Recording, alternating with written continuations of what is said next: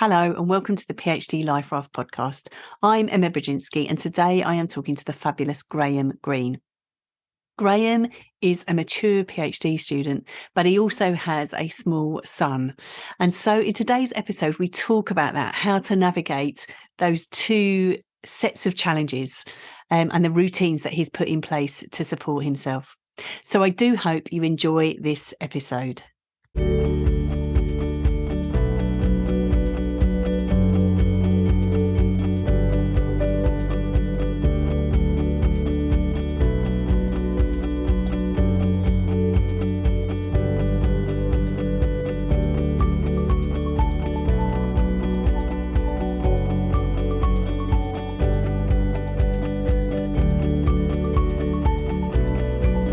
Hello, Graham. Hello. Good morning or good evening or hello.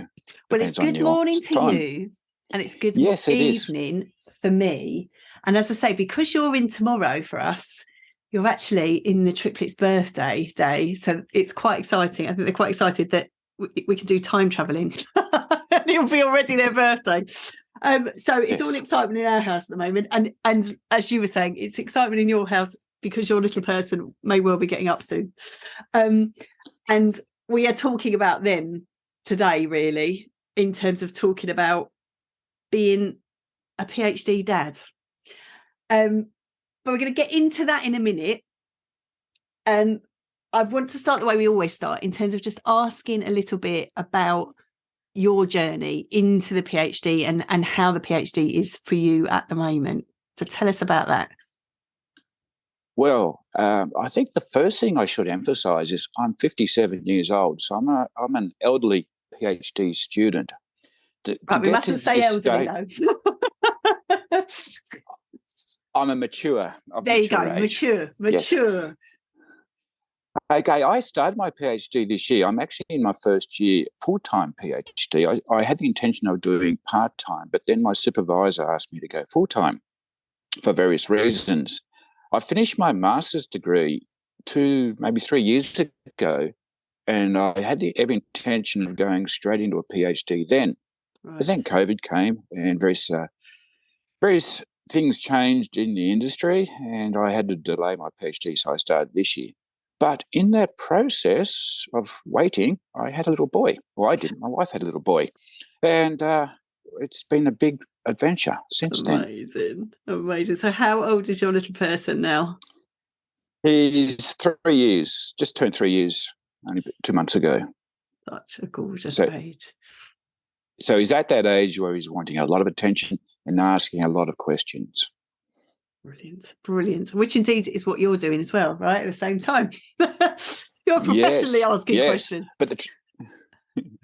But the trouble is, I need to have that concentration time. I need to have the focus. And when I'm sitting at the computer, he doesn't understand that. Yes. Yeah. So there's this sense of entering into the PhD journey, your life looked very different to it does now. And we really wanted to have the perspective of a PhD dad and what it is like to be a PhD dad. And you've already mentioned this kind of not really understanding what it means when you're sitting down trying to focus. So I wonder if you tell us a little bit more about the challenges, and then we'll get into how you navigate them. So we've got the challenges of finding the focus time. Anything else that's been particularly challenging for you as you've started out? Well, having my little boy, he, as I mentioned, he's 3 years old. He doesn't have a long attention span. I may set him on a task. I give him some homework, or not homework, some Lego to do or some pictures to draw. He's finished it in 5 minutes. He wants to do something else. Yes. But I want to be sitting in front of a computer. I want to be reading some journal articles, but I can't be constantly be interrupted every 5 or 10 minutes. So that's a big challenge. Right. So as a result, I've worked around that. So now my PhD time is mostly in his sleeping time. Right. And are you primary carer, Graham? Most of the time. Right. My wife is here, but she works as well. So I'm sitting at home looking after him. Right. So you really have to think about how the day looks. And so how much sleep time is there? How many naps can you have in a day? Or can he have in a day? Well, he's an afternoon nap person, and I'm usually an early morning person. He usually goes to sleep about 1:30 in the afternoon for about 2 or 3 hours. But by that time, I'm brain dead anyway, so I can't do my work. Right. So most of the time during the day is non-PhD physical work. I'm doing work in my head, but I'm not doing work on the computer. But when he goes to sleep in the evening, maybe 7:30 in the evening, that's when I can jump on the computer and do most of my physical computing work. Right. And that's really interesting, instead of in what you said about doing work in your head. Because I think people think they need to be sitting at the computer in order to do the work. But actually, tell us a little bit about what that's like when you're doing that work in your head during the day. Well, I read a lot of articles during the night or in the morning. He's just woken up. He's running to me now. Hello. Good morning. Hello. Good morning. Yes, I do. I read a lot of articles at night, and I may be thinking about them or having those articles maturing in my mind during the day. And if I've got my phone next to me, I might record a few memos saying, I've thought about this process. I've thought about that process. During the day, I might be thinking of work. I might be recording things as memos in my phone, or I might be quickly scribbling notes. Then I can put them down in front of a computer and write about them that night. But sorry, go ahead. Well, I was just going to say, this is a great idea in terms of having, because I think, again, people often think, I need to be able to write things down, but being able to use voice notes, that it's just there with you. You can literally just speak it, and then you're capturing that thought as it comes. I think that's a great idea. And you can also transcribe those too, I guess, can't you? But the idea is that you captured them, and then when you do get that opportunity to sit down, they're there for you. Yes, exactly. Sometimes I also, if I'm carrying a notebook with me, an A4 size notebook and a pen, then I can just scribble diagrams or pictures. Because my PhD topic is on aviation. I need to sort of visualize a lot of things happening in the aviation sector. So, and when I'm recording things on the phone, I can't visualize a lot of things. I have tried various mind mapping tools where I can just draw entities and diagrams, but they're not as effective as a pen and paper. So sometimes the old technology is better. Right. I love it. So you kind of make sure you've got things with you to record during the day, and then yes. So do you plan out your week, or is it very much just needing to go with the flow? I do have a project plan, but it's not that granular. It's not down to a day or a weekly level. I say I've got to read these few articles in the next few weeks. I've got to respond to this article. I've got to write. I should emphasize I journal every night. Amazing. So what I do read, I still find time to journal every night. But again, that is when the little Luke, is sleeping, because I need to journal quickly out of my mind. I can't write a sentence, come back 10 minutes later and try and finish that sentence. I can't do that. I've got to do it all in one go. Can you tell us a little bit more about that journaling practice? I'm obsessed with journaling, but everyone does it so differently, and I just love to know how you're doing that. Then you say journaling out thoughts. How does that work for you? How does that look for you? Well, when I read articles, I read them on my tablet. I'm using OneNote and a pen. They call it Apple Pen, and I scribble on that. But I don't absorb that straight away. I might just highlight points and highlight little things. Then I'm thinking about those articles during the day, and if I had a thought, I put it in the phone as a voice recording, or I scribble it down. Then that evening, when the little Luke is asleep, I might write up about 250 words for each article I've read, and that's my process of journaling. I try and write about 250 words each night per article. Wow! So I try to. But I think this is this sense of then you're really building up a body of work. Then if you're doing that 5 days a week. Well, I won't. Sometimes the weekends is a no-go. I just can't do it on the weekends. well, I say I wasn't even expecting that would be part of it, because I imagine with that kind of schedule that you're working every evening and caring during the day, you do need to have your recuperation time. But even if you're doing 250 per article every day, you are building up a body of work. Brilliant. I think 250 words is not that much. Well, it's only a couple of paragraphs. Exactly. But then if you look at it over the week, because I think, again, people feel often intimidated, don't they, by, I've got to sit down and write now. But if you're doing that every day, that regular practice, it builds up. And before you know it, you're at 5,000 words, 10,000 words, because you've done that. You've done that every day. Yes. Awesome. And so are there any other discoveries that you've had in terms of finding a rhythm of working to support yourself? I've had to change my sleeping pattern. Right. I normally prior to the little boy coming, I was a early to bed, early to rise type of person. When he first came, as you're aware, your mother as well, you don't have long periods of sleep. You might sleep for about 2 hours, then you wake up and do the various baby duties, then you have to go back to sleep, and you're like a zombie. Yes. So thankfully, I was just in the final stages of my master's degree when that happened. So and I was just wrapping up my master's degree. And thankfully, I don't know if this is a good thing or not. I don't know if it's good to say. Thankfully, COVID came, because that allowed me to have those 2 years, first 2 years of his life, to do those duties.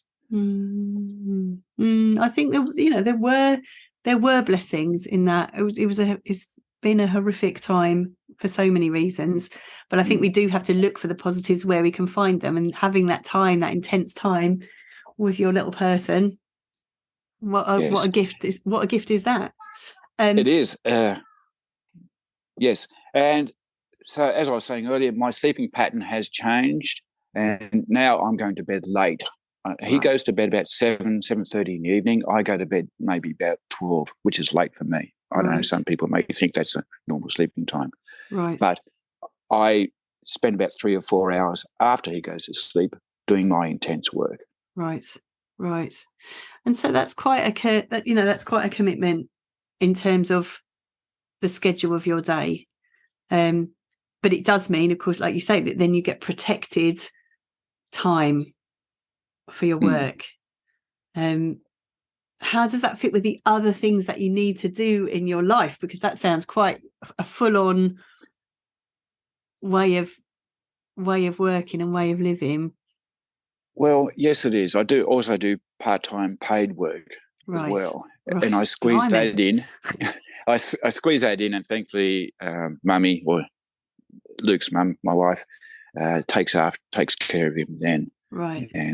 And thankfully, my part-time paid work, I won't go into too much detail about it. It's mind-numbing. I can just go there and just do my own thing. Right. I don't have to think too much. Right. If it was a very memory or mind-intensive work, I don't think I'd be able to cope with this strategy. Right. Because, like you're saying, you've got brewing time. That you can still be thinking about the articles that you've read, and that brilliant. So this is looking the PhD experience then looks quite different, I imagine, to what you thought it was going to look like. Yes. 3 years ago, or 3.5 years ago, when I was first thinking about this, and I was talking about it with my master's degree supervisor, he said, "Great, we can roll straight into it." And I had the process. I had the thoughts that, yes, it'll be a nice, smooth transition. But the little boy came, COVID came, and various other factors changed. So it's a very different process. As you say, it's a very different process than what I first thought. And what do you think? Sorry. But I've worked with it. I've changed my attitude, and I've changed my lifestyle to suit. I love it. And you see, so very positive about this, the kind of the rhythm that you have, and the way that you are embracing all the challenges. I wonder if there've been any nice surprises along the way, as well as the challenges. nice surprises. Yes. Well, my little boy, I should say my wife is of Asian background, and my little boy is picking up 2 languages fluently, Amazing. Which is very surprising to me. And when various in-laws come and visit, he can switch between the 2 languages quite easily. And if he's talking to grandma in Vietnamese language, then he'll come back to me and talk to me in English language and translate what he said to grandma. And that to me is very, very surprising. He's got a lot of books, and admittedly he doesn't read that much, but he looks at the pictures and interprets the pictures. Yeah. So he's picking up a lot of, I think, analytical skills at the same time. Because when I'm reading and I'm talking, and I might be talking to him about it, he's picking up those analytical skills, and I'm hoping they'll stay with him all of his life. I don't know if that's normal, because this is my first time with a young baby, but it's a very nice surprise. Amazing. And it's so gorgeous to hear you talk about that, and that you are both on a journey of discovery together. And I think that sense of being able for him to see your love of learning, and for you to see his love of learning and the skills that he's having, developing. How gorgeous is that? So I'm aware of time, Graham. It goes really quickly, and I'm also aware that you've got a little person waiting for you in the background. So I don't want to take up too much of your time. So I'm going to ask if you've got any top tips for us, for students, for mature students, for other PhD dads. Yes, stick with it. It's very rewarding. Build up a process, build up a routine, and stick with that routine. Find the times that work with you and your family, and work with those times. And I must stress, stick with it. Yeah, because I think obviously you had a moment of decision in terms of, like, do I go ahead with this PhD? Is this the right thing to do? And clearly you've decided, you've gone all in and found a way of making it work. So hopefully this was going to be an inspiration to other people in terms of it is possible. It's possible to do those things. Yes, it is. And I'm happy for you to share my details on your blog if anyone wants to contact me further, ask for further information. But I do strongly recommend stick with it. Find the routine, get that routine, and just stick with it. Love it. I love it. Oh, Graham, thank you so much for your time. I wish you all the very best. Thank you, and happy birthday to your triplets too. I know. I've got to go off and wrap a load of presents now. But thank you so much. Thank you for sharing your story. And thank you all for listening.